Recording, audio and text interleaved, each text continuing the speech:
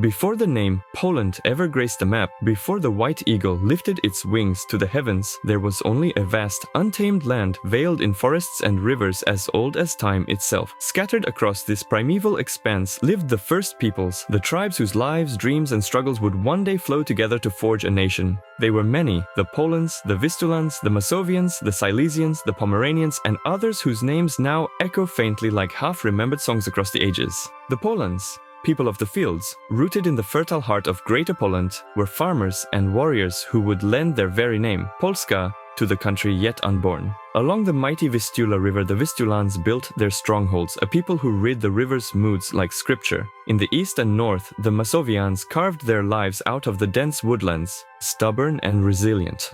The Silesians made their homes near the mist-shrouded Mount Ślęża, a mountain so ancient and sacred that it seemed to breathe with the gods themselves.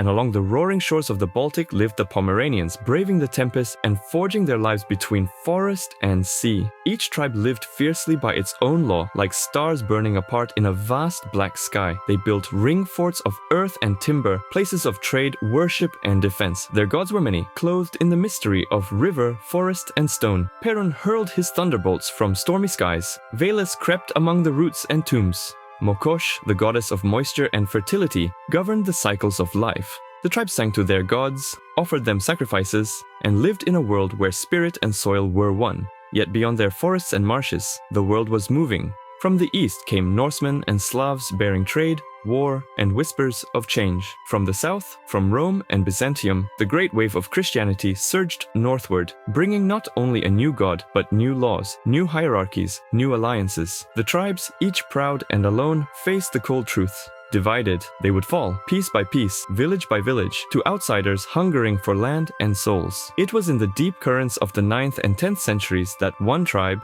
the Polans, began to gather the scattered forces of this wild land.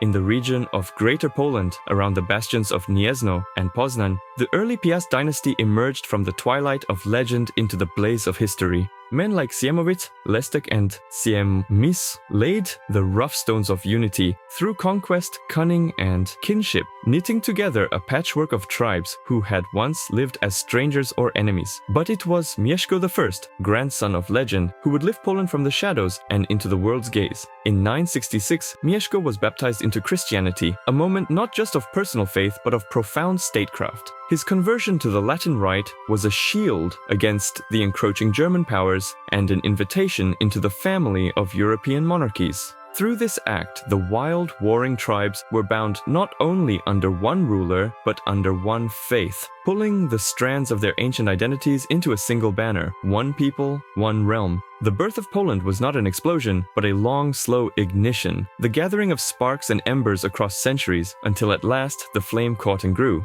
From the Poland's fields to the Vistulans rivers, from the Masovian woods to the Baltic shores of the Pomeranians, the land began to speak with one voice.